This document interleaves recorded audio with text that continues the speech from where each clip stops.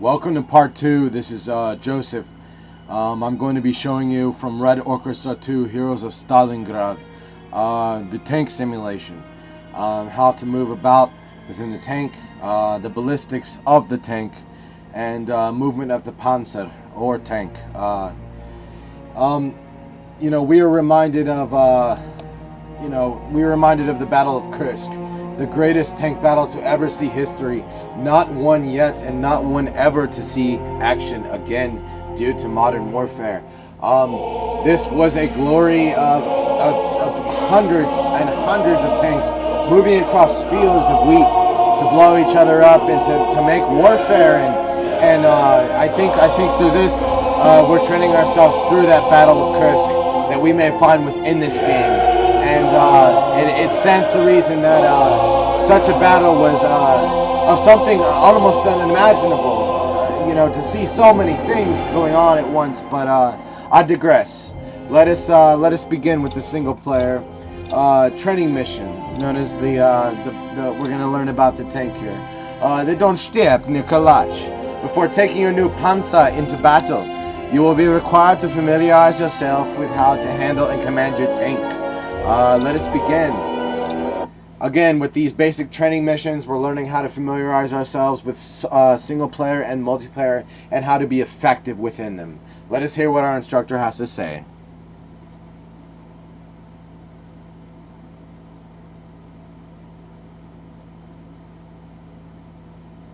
Welcome to the 6th Army Tank Replacement Battalion, soldier. Before we send you to your unit, we merely want to see that you know what you're doing.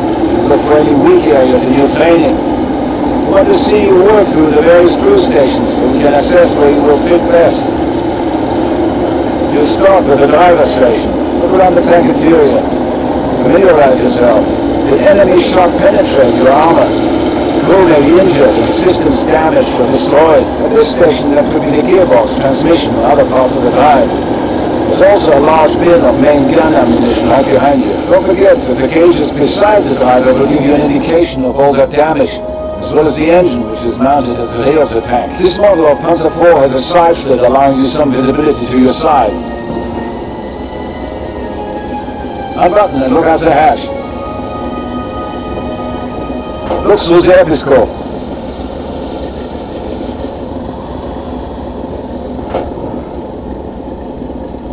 Drive forward, get the feeling of turning the Panzer.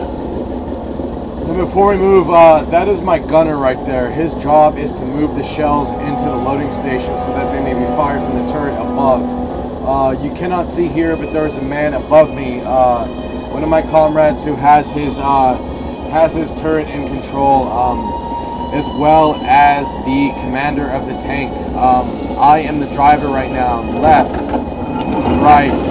As you see, that is the way to move it.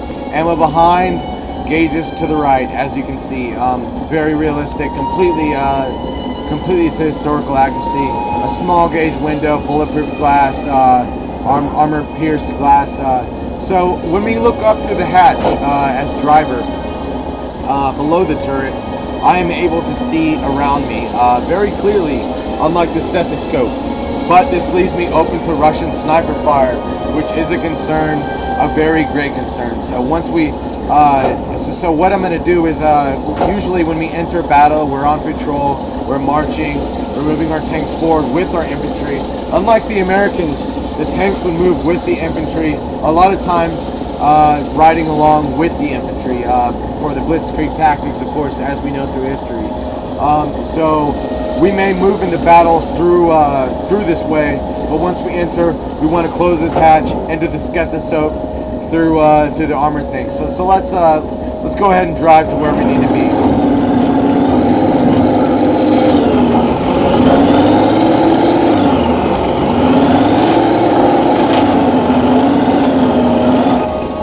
Stop the tank real quick. If you notice on the lower left, you'll see the kilometers per hour.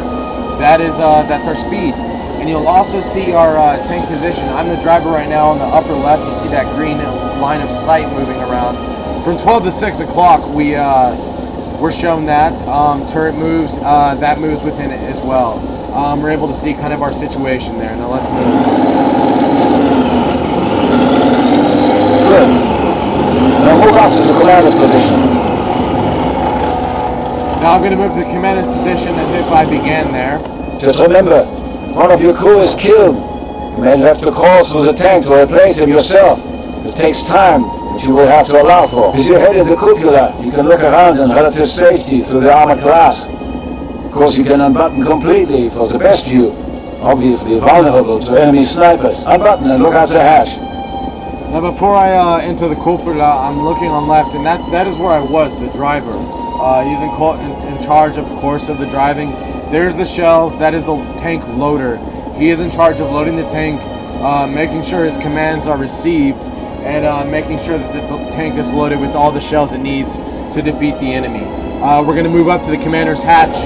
We can pull up binoculars from this area, as you've seen in probably movies and whatnot. Anyway, we move to our tank position through He gives the driver a location to move to. Try it. Now, as commander, I'm able to command my own driver to tell him where to go, so that I may be most effective in firing at our enemy, at the T-34s or at anti-personnel infantry. Now move down the street to the MG.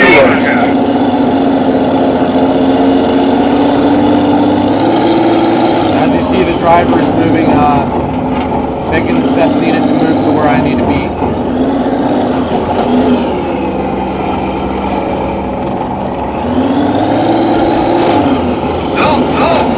Yes, sir. Good. Panzer 4 has 2 machine guns. One in the hull, the other mounted coaxially with the main gun. Drop down to the hull gunner position.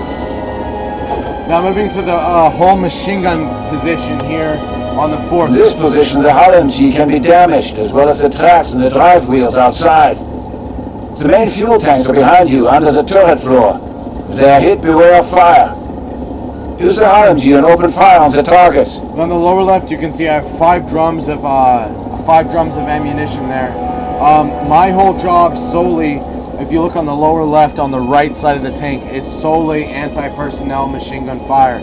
This is to keep men away, Russians in this case, away from my tank, so that they may not sabotage, satchel charge, sticky grenade, or anything to compromise the situation of the health of my fucking tank. So we're going to make some shots here, hit these targets. Notice how I'm using short control bursts. These are most effective rather than Ramboing it. You do not want to Rambo this shit or you will lose. These are World War II weapons. Now use the single shot mode. Open fire. Even modern warfare. Now we're using single shot, very effective. Boom, boom, boom, boom, boom, boom, boom, boom, boom, boom, boom, boom, boom. There you go. Forget about it. All right. Boom, boom, boom, boom, boom, boom, boom. Hitting all the targets, making sure steady. Move up to the gunner seat of the turret. Here are many of the critical gunnery systems that can be damaged. The optics and the turret traverse, as well as the main gun itself. Open fire with the coax MG on those targets. So as you can see in the lower left, there are 5 positions within the tank. Lots of men here, lots of them can die, and you must fill those positions if one of your men should die. This is a very work-intensive. This is a very combat-intensive, situation to be within a tank. I'm being asked to use my coaxial machine gun, which I also have within the turret. If you'll see me move my turret, it actually moves within 12 o'clock to 1 to 11. 12 to 6, that's what I'm looking at right here. I'm going to use my coaxial cable much the same way I would in the other part of the tank. Again, ballistics come into play. Short control bursts. They're shooting. Now move up to the commander's position. I'm going to go back to the commander's position here. Now order your driver to move your tank up to the crest of the hill for the gunnery range. Now for ordering targets, we want to move here. I'm going to give the order, and that order is going to be carried out by the driver. I am commander of this tank. It will be carried out. Los! Backwards! Yes, sir. Stop! Move it, robots! Yes, sir. Now order your driver to move your tank up to the crest of the hill for the gunnery range.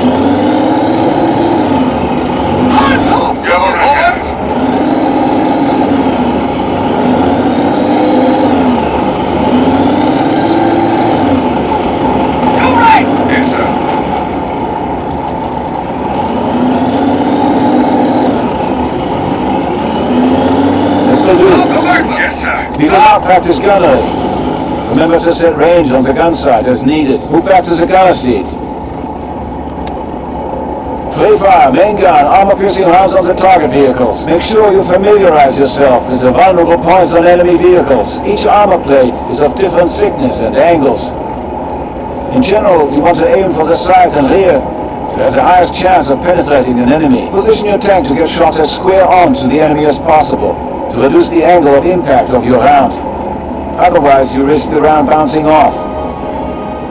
You know what my drill sergeant is telling me right now is that there are two rounds I can use. If you look on the lower left, not the extreme lower left, I have AP and HE rounds here to be loaded by the loader behind me. AP stands for armor piercing. These are used against heavy armor, tanks, even heavy personal transports. Though I would prefer HE on those. HE is heavy explosives. You shoot an AP round into the ground, it's going to hit the snow. It might put a little dot in it. It might blow up a little bit. But heavy explosive, once it hits the ground, it's going to actually explode and shoot shrapnel around. This is for anti-personnel. This is for a group of Russians in this case to create dispersal, to create lots of death in one area. Should the troops be unfortunate to be clumped together. Now, what he is also saying is that I can scope my sight in here as the tank gunner. If you'll look at that, 4.6 to freaking 24, where I want my shell to go. Now, Loader, switch your space. now I'm loading my HE rounds. It takes a second, but our loader has put it in. Let's check this house out once we hit it with heavy explosives. We're gonna aim a little bit higher. Compensate. As you can see, any snipers, any troops that were in there are now facing some problems of shrapnel and wood going through their faces. So we're gonna load AP rounds back again. As he was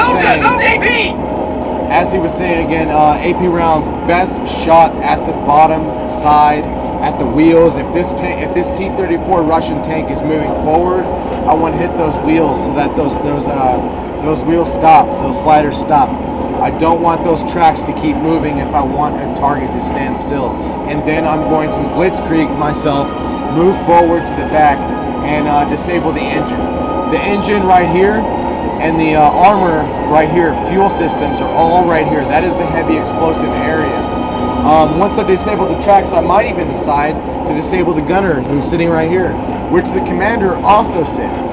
Once the commander is out of action, a lot of the crew, if they're inexperienced, might go into frenzy. So right now, though, we're gonna hit the side. This is sloped armor. Some of these shells might bounce off. I may hit this in one hit and blow it up, but a lot of times, let's see if this happens now. That was actually a direct hit. See? Another enemy tank is engaged and you're done. Goodbye. Good luck. Now, a lot of times, especially with the genius of this T-34, I can't remember the name of the Russian man who invented this freaking tank, but it has such sloped armor that you would hit it and the shell would bounce off up, down, back into the snow. An excellent design, creating problems, for the Germans versus the Russians here in this battlefront. There could have been a chance where I would hit it, the shell would, bounce off the side, hit the air, hit the ground. That did not happen that time. I was very lucky, and that's the way of ballistics here. You might have to hit a tank 10 times before the shell actually hits through, before that armor is actually pierced. So what we're going to do is we're going to finish this mission. I'm going to order my men to move out. Yes, sir. To get towards the end, and then we're going to finish this shootout. Yeah, we're right here. Move left.